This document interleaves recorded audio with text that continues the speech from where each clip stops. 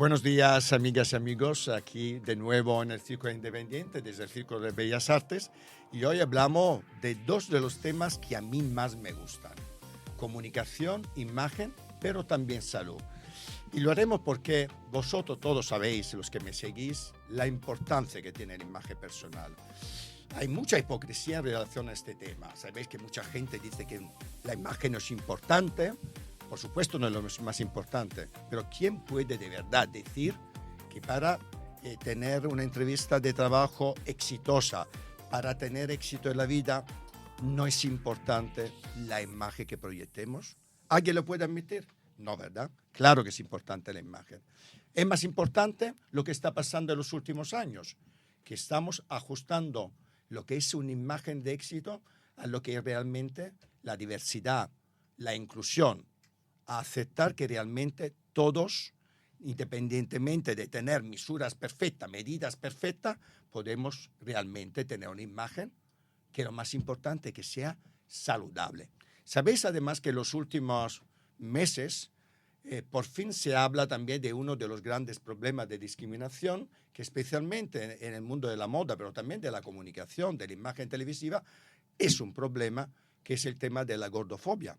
¿Sabéis cuánto impacto ha tenido también en las redes sociales? Por supuesto es un problema combatirlo, pero así como es importante combatir la gordofobia, es importante combatir, trabajar para que una enfermedad como la obesidad pueda realmente trabajarse, curarse, porque la obesidad es una enfermedad, a pesar que muchas veces se habla de forma superficial de este tema. Es una cuestión de salud. Y yo creo que hoy nuestro invitado es la persona mejor que podríamos tener para hablar de este tema en España, y probablemente uno de los mejores directivos para hablar de este tema, incluso a nivel internacional, que es Rodrigo Gribel, director general y vicepresidente corporativo de Novo Nordisk en España. ¿Qué tal, Rodrigo? ¿Qué tal, Eupropio? ¿Cómo estás? Yo muy bien y encantado de tenerte aquí. Pues yo Porque estoy encantado. además Rodrigo, además de ser director general de esta empresa, que ahora nos hablará él, yo no quiero decir nada porque creo que la persona mejor para hablarnos de Novo Nordisk es justamente Rodrigo. Es guatemalteco, que también es muy importante tus orígenes, también hablaremos un poquito de tu vida, de tus orígenes. Tiene una carrera internacional extraordinaria en el sector farmacéutico, habiendo trabajado en empresas tan importantes como AstraZeneca, que también en este plató hemos comentado de esta empresa, y ahora en Novo Nordisk. Pero además eres ingeniero, un ingeniero que acaba teniendo una carrera extraordinaria, exitosa, en un sector tan especializado como el sector farma. Totalmente. ¿Cómo llegas a este sector, Rodrigo? Bueno, primero que todo, para mí también es un placer estar aquí contigo y con tu audiencia. Yo llego al sector al principio más por casualidad que por propósito. Yo empiezo mi carrera en consumo masivo en Procter & Gamble, luego paso a Microsoft, mis orígenes de ingeniero ahí sí se ven bien reflejados, y luego hago un MBA en INSEAD, y yo necesito venir a España. Necesito venir a España por temas familiares. Mi esposa es española, estaban aquí ya con mi familia y quería venir a España, y era el momento de la crisis financiera en el 2009 y no era fácil. Y entonces empiezo a ver qué industrias podrían acogerme y qué tenía yo que ofrecer a las industrias en aquel momento. Y la industria farmacéutica me llamó la atención porque desde mi punto de vista necesitaba una transformación y necesitaba seguir evolucionando para poder servir mejor a los pacientes. Y AstraZeneca me abre la puerta, me abre una oportunidad, y ya conociendo más a la industria farmacéutica, creo que es el golpe de suerte tal vez más grande que he tenido, porque realmente a partir de ahí pude conocer el propósito que tienen las farmacéuticas para realmente tener un impacto positivo en la vida de los pacientes. Pude conocer cómo un sistema tan complejo, que al final del día es el Sistema Nacional de Salud, se esfuerza y trabaja día a día para tener un impacto y para brindar salud y cuidados a los ciudadanos. Pero bueno, tenía muchos desafíos, muchos retos, y encuentro ahí un propósito. Y después de 15 años como tú bien dices, en AstraZeneca y los últimos años, sobre todo en Novo Nordisk, pues han sido un regalo y una bendición haber llegado a la industria porque me permite compaginar un propósito personal con mi trabajo y eso creo que es lo que muchas veces anhelamos. Bueno, yo creo que es un lujo, ¿no? Totalmente. Poder juntar un propósito personal con lo que son los objetivos de una compañía o los propósitos de una compañía, me parece el mix extraordinario para cualquier directivo, yo diría para cualquier persona. Has hablado de desafíos. ¿Por qué no desgranamos un poco los desafíos más importantes que tenéis en este gigante de la industria farmacéutica que es Novo Nordisk? Bueno, primero comentar que Novo Nordisk es una empresa de más de 100 años, ¿no? O sea que hemos visto pasar desafíos y afortunadamente hemos sido capaces de irlos solventando y de tener un impacto en la calidad de vida de las personas. Pero actualmente yo creo que el desafío más grande que tenemos como sociedad es que, bueno, tenemos una pirámide poblacional que cada vez es mayor, que cada vez es más difícil mantener el Sistema Nacional de Salud, del que yo creo que todos los españoles nos sentimos sumamente orgullosos, y vemos que realmente introducir innovación es complejo porque al final del día tenemos que balancear cuál realmente de la innovación tiene un impacto directo en la calidad de vida de las personas y posiblemente no toda la innovación tenga cabida, ¿no? Entonces vemos que ese es el principal desafío, trabajar de la mano conjuntamente con todas las autoridades sanitarias, con profesionales sanitarios, con todas las personas que somos parte del sector para poder seguir brindando un cuidado de calidad a los pacientes. Eso desde la perspectiva más global de Novo Nordisk. Y coyunturalmente estamos en un momento donde estamos en la primavera de opciones terapéuticas que pueden permitir a las personas con obesidad, que tú ya hablabas de sus estigmas y de sus problemas, pues ahora pues tenemos oportunidad de ayudarles y es un reto grande. Al final del día tú piensas que 1 de cada 4 personas en España vive con obesidad. ¿Eso qué significa? Pues que para realmente poder tener un impacto en tantas personas, ayudarlas, pues tenemos que ser capaces de colaborar todos, trabajar todos, cambiar, involucrar a los mismos pacientes en su cuidado, cambiar, como nosotros decimos pathways, pero especialmente los caminos del tratamiento del paciente para que lleguen al cuidado adecuado. Y eso es un esfuerzo que nos va a tomar mucho trabajo, pues al final del día es un esfuerzo importante el que la sociedad tiene que hacer. El dato que tú me has dado, que tú has dado a nuestros espectadores, Rodrigo, a mí me parece tremendo. Estamos hablando de un 25% de la población obesa. Por lo tanto, me hace pensar a qué estamos haciendo mal como sociedad para que lleguemos realmente a estar enfermos de obesidad 1 de cada 4 españoles, pero entiendo que a nivel mundial probablemente las cifras no son muy diferentes. Probablemente en algún país incluso serán peores, ¿no? ¿Por qué llegamos a una situación tan grave en relación a esta enfermedad? Mira, yo no creo que haya un culpable de que esto esté sucediendo. La verdad, yo creo que al final es un proceso evolutivo. Los seres humanos hemos cambiado mucho las actividades que hacemos en el ¿Verdad? día a día. Ya dejamos de tener una vida más física y muchas veces estamos en una vida más sedentaria, mucho trabajo más, muchos puestos de trabajo más en oficinas, una vida un poco más ajetreada, donde todos trabajamos y todos somos parte de la sociedad, que a veces permite que la alimentación, o por otro lado, descuida un poco la alimentación y esa pausa que El teníamos ejercicio antes, físico, el entiendo ejercicio también. físico. Entonces, hay muchos factores que al final han hecho que estemos ante un gran problema, eso sí, y yo creo que es el momento de despertar ante ese problema y empezar a hablar de soluciones, empezar a poner mecanismos que van más allá de la prevención. O sea, yo creo que todos quisiéramos fundamentalmente que el problema de la obesidad se pueda prevenir, pero realmente lo que nos hemos dado cuenta es que únicamente con estrategias de prevención no hemos logrado avanzar lo suficiente y estamos cada vez ante un problema mayor.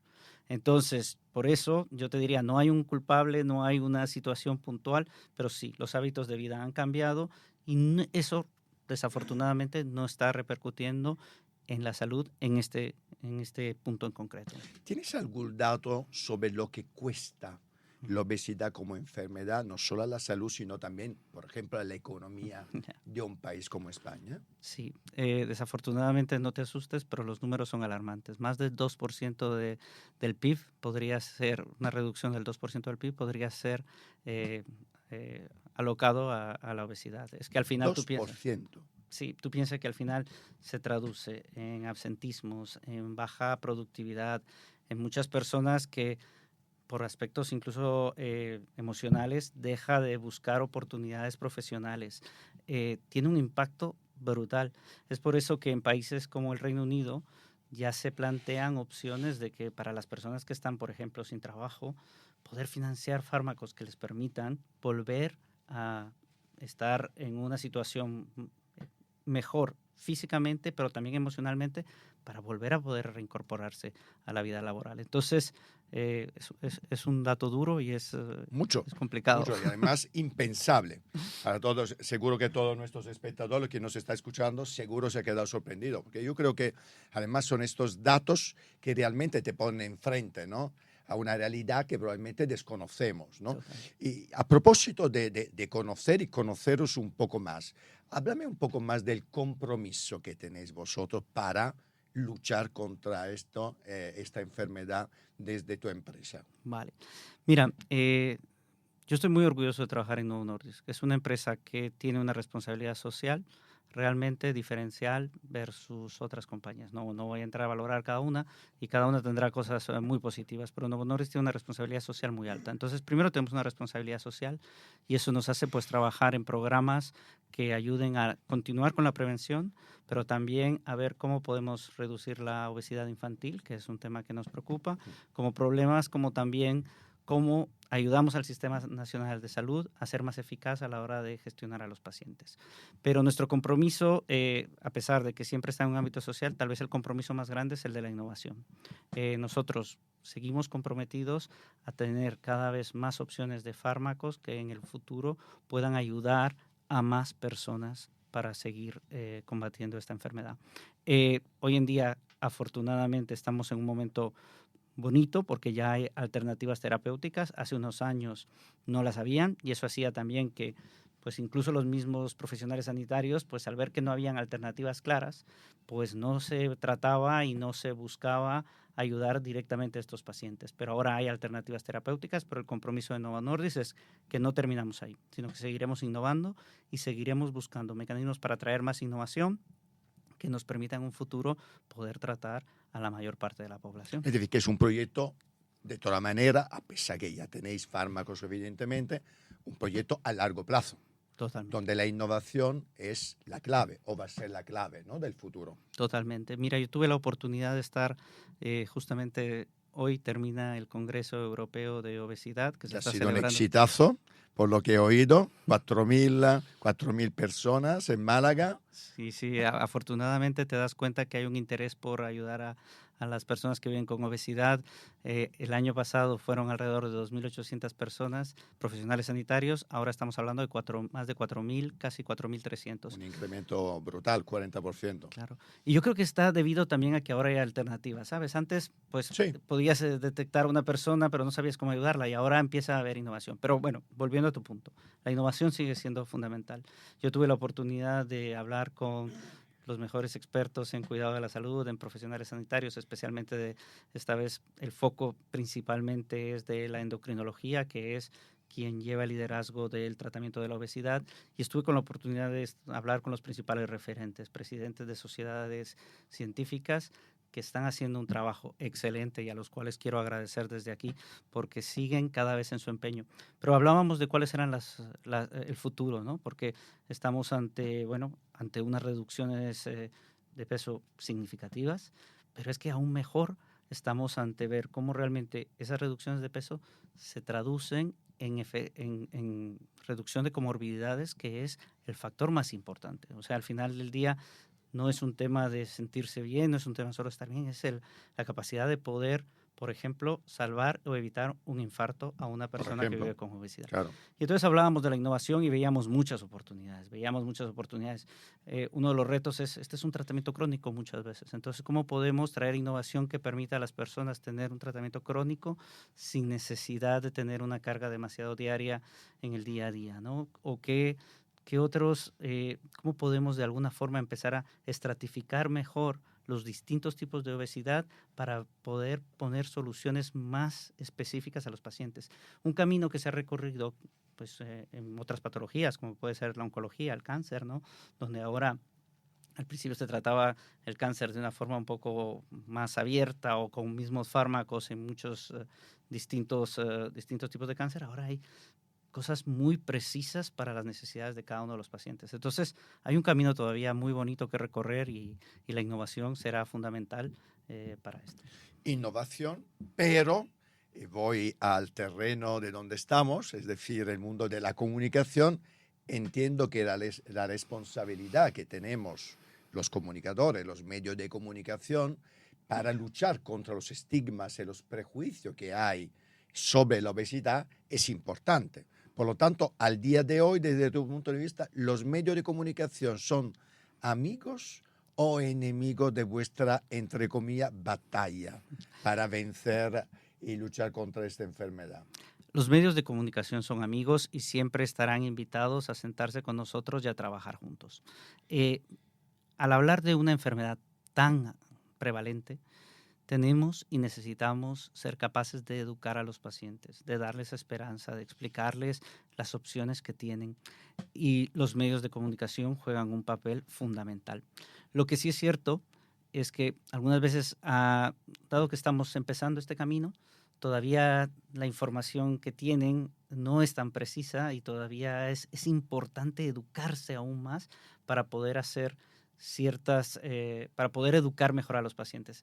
El problema que hoy tenemos es que estamos hablando de millones de pacientes en España, ¿no? Más de 8 millones, casi 10 millones es lo que estimamos nosotros. Y nosotros, muchas veces las farmacéuticas, tenemos que ser muy cuidadosos en la comunicación, pues por la autorregulación que tenemos y por la responsabilidad que tenemos. Siempre nosotros iremos de la mano de los profesionales sanitarios para llevar el tratamiento al paciente. Pero lo que sí es cierto es que estamos en un mundo que ha cambiado muchísimo. El paciente quiere tener un rol activo. Y si nosotros o los distintos... las distintas personas y entidades que trabajamos en el Sistema Nacional de Salud no les da esa información, ellos la van a encontrar. ¿Y dónde la van a encontrar? Pues la pueden encontrar en TikTok, la pueden encontrar en YouTube. Y queremos que esa sea la educación que recibe el paciente o queremos todos tener un rol donde le podamos cuidar y asegurar que la información que el paciente recibe es realmente la correcta. Sí, de hecho, justamente antes de entrar en esta entrevista, estábamos hablando un poco del papel, ¿no? De la información, de la comunicación de la industria farmacéutica. Y comentábamos con Rodrigo del papel tan importante que hemos tenido los medios de información en el momento de la COVID, en el momento en lo que hemos vivido la pandemia, que ha sido el momento en el cual la industria farmacéutica, como la salud en general, ha sido el centro de atención de todo el mundo. Y cómo ha cambiado un poco, ¿no? Sí. Yo creo que la pandemia ha sido un momento en el cual también desde la industria farmacéutica habéis entendido, o por lo menos habéis reflexionado un poco más de cómo el papel vuestro también en dar información es tan importante que sea proactiva y no reactiva, ¿no? Correcto. Justamente porque vosotros sabéis lo que está pasando, cómo está pasando y podéis dar los datos efectivos que nosotros no tenemos si nos entregan, ¿no? de la forma correcta. Y creo que sí que está cambiando un poco. Sí, ¿no? Todo esto. Sí, yo creo que la pandemia marcó un antes y un después. Afortunadamente, creo que es un momento donde toda la sociedad se sensibilizó de la necesidad de seguir innovando, de buscar soluciones, de seguir invirtiendo en salud. Gobiernos, sociedad en general, farmacéuticas, creo que todos logramos ponernos de acuerdo. Y yo creo que hemos redefinido un poco los roles que tenemos actualmente, ¿no? Nosotros seguimos impulsando la innovación, pero como tú bien dices también, cómo informar mejor a toda la sociedad es parte fundamental de nuestro rol. Por supuesto. En lo que cada uno podemos hacer, pero y parte importante también del trabajo de un líder. En este caso, en tu caso, en el caso de Novolowski. Hablamos de liderazgo, vamos a dejar un poco la industria, hablamos un poco en general de ti, ¿no? Tú tienes una historia de superación a tus espaldas, crees ferventemente en la meritocracia, pero para ti, por lo que sé, una de las historias de superación más importantes, una de las referencias más importantes en tu vida ha sido la historia de tu madre. Totalmente. Me gustaría, si puedes, si te apetece un poco, contarnos un poco, ¿no? Bueno. Además, en esto la compartimos. Yo vengo de una familia donde mi madre era analfabeta, pero ha sido mi faro toda la vida. Curiosamente, sin saber escribir y leer, para mí ha sido la historia de superación más importante en mi vida. Por lo tanto, compartimos este aspecto. Sí, mira, es un aspecto para mí muy emocional y muy bonito porque yo desafortunadamente perdí a mi padre muy joven, con 2 años, ¿no? Entonces fue mi madre la persona que realmente ayudó y apostó por la educación. Primero por su propia educación. Mi madre, de alguna forma, ella tenía que trabajar durante el día y estudiar durante la noche. Y ella después conoce a mi padre, después queda viuda muy, muy joven y nunca desfallece en su esfuerzo por asegurarme a mí una mejor educación, porque ella, de haber venido de una abuela con educación primaria, pues terminó ya la ESO, lo que diríamos aquí, o la carrera del bachillerato, y ella lo que quería era más para su hijo, ¿no? Entonces siempre me impulsó, me apoyó. Yo vengo de una familia donde no faltaba nada, pero no sobraba nada tampoco. Entonces sabía que eso me hizo a mí pues tener una sensibilidad ante la meritocracia, el esfuerzo, la resiliencia. O sea, cuando tú tienes un ejemplo en casa que te demuestra que al final del día hay que salir, buscar, pelear por sus ideales, por su familia, seguir educándose, pues es que te crea una responsabilidad y también una admiración que después solo planteas en repetir, ¿no? Y entiendo que ha forjado un poco tu estilo de liderazgo.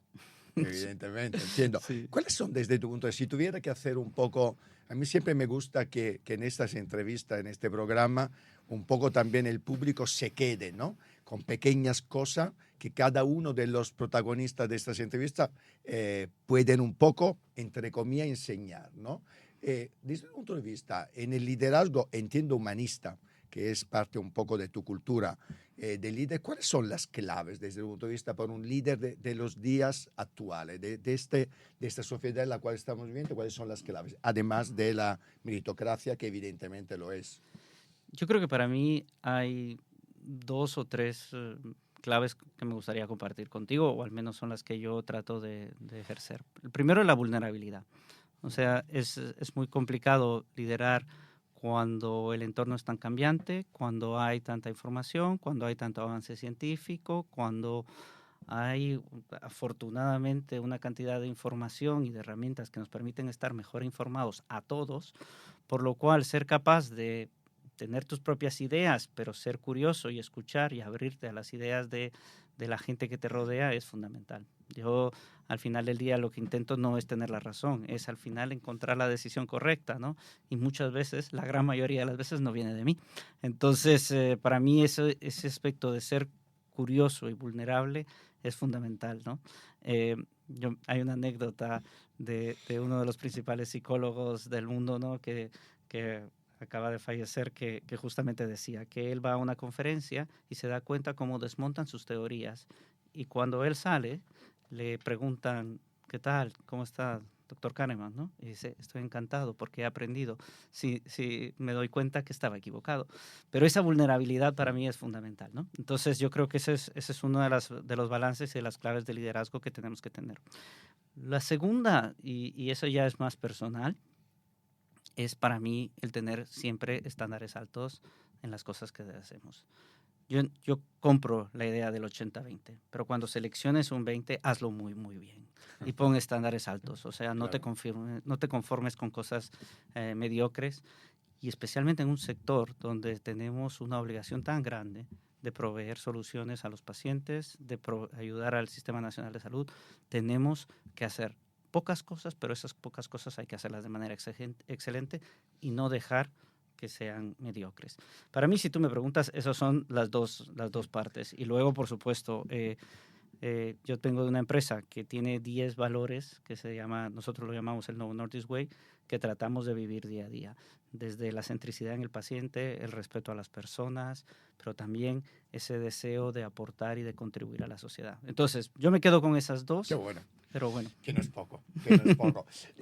Y una cosa, Rodrigo, tú tienes una carrera extraordinaria desde hace ya muchísimos años en el sector, pero eres ingeniero de sistema. Entonces me gustaría saber de tu carrera de ingeniero de sistema, qué es el core de lo que es una carrera de ingeniero de sistema. No tiene nada que ver con la de medicina o de biología o de lo que sea, que desde tu punto de vista ha influido en tu liderazgo en la industria farmacéutica o que te ha ayudado o ha sido hasta un acelerador de éxito, si ha habido. Bueno, yo creo que la ingeniería al final lo que más te ayuda es a estructurar Bien. ideas y pensamientos, ¿no? Entonces, muchas veces a mí, mi formación como ingeniero lo que sí hace, a veces soy un poquito más cuadriculado y creo más en ciertas cosas, pero también me da un método de trabajo y un método de abordar los problemas y de analizar las situaciones de una forma, ¿no?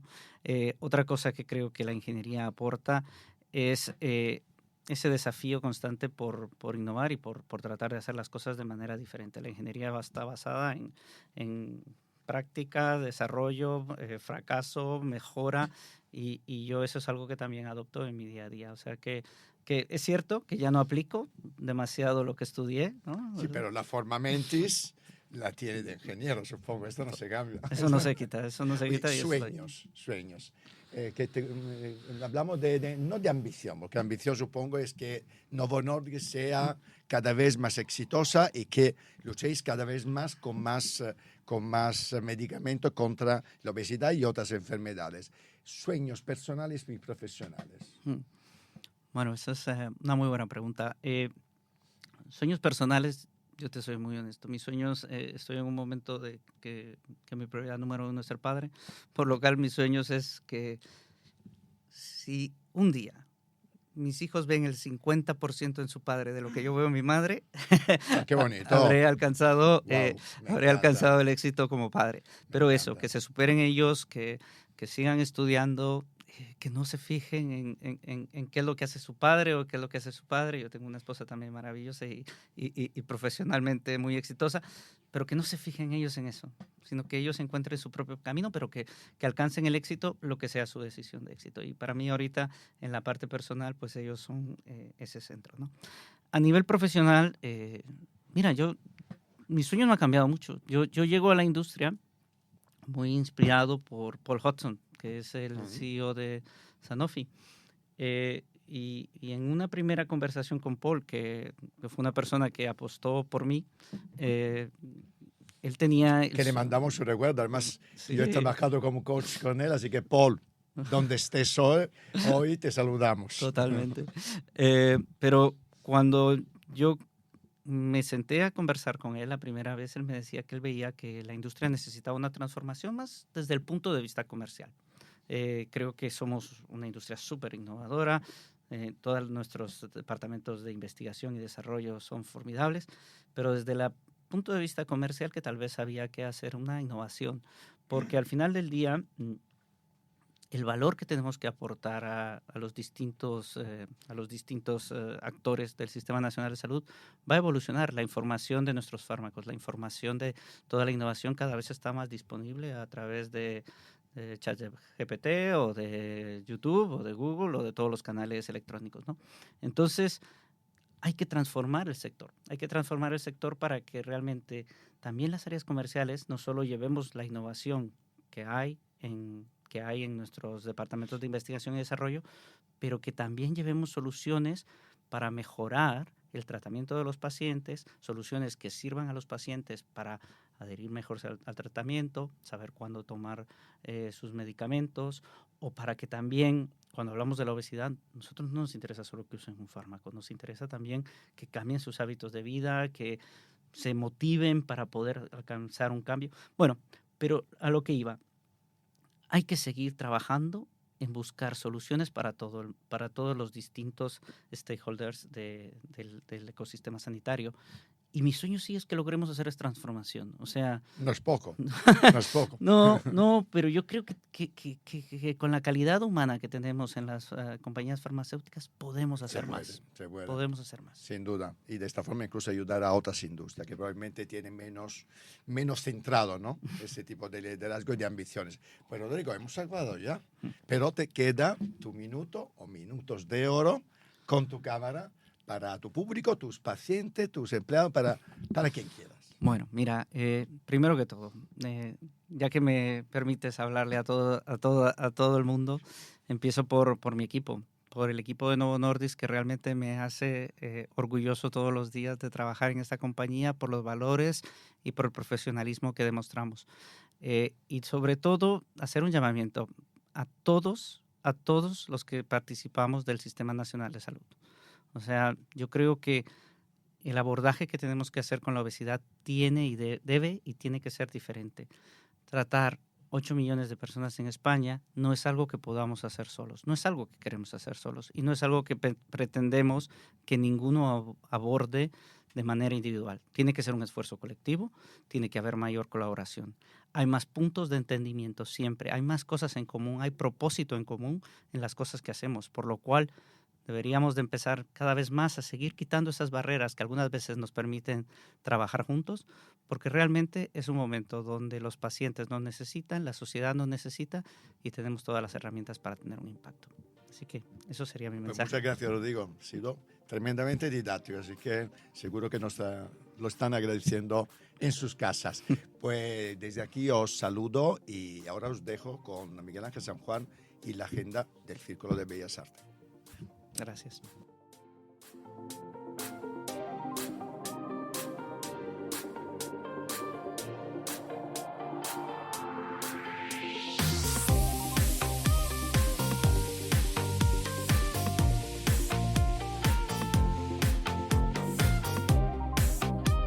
Muy buenos días, un domingo más. Ya estamos en nuestra sección cultural de aquí, del Círculo de Bellas Artes de Madrid, para la semana que viene, empezando por el lunes. El lunes 19 a las 6 de la tarde tendremos aquí el maravilloso ciclo La zarzuela que hay en mí, la zarzuela en la vida cotidiana. Si os gusta este género tan propio nuestro, la zarzuela, no os podéis perder este ciclo.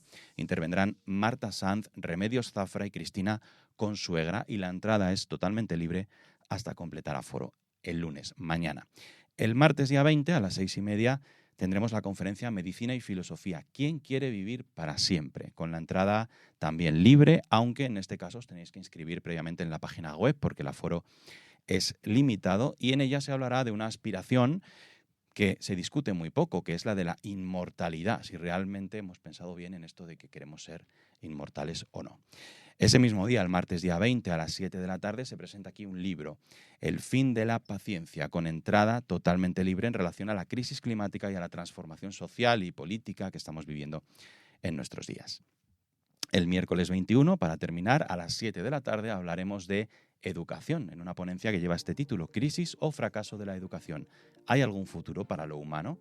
La entrada también es libre en este caso hasta completar aforo y mucho más, ya lo sabéis, mesas redondas de poesía, conversaciones sobre democracia y mucha cultura como siempre la próxima semana aquí en El Círculo. Hasta la semana que viene.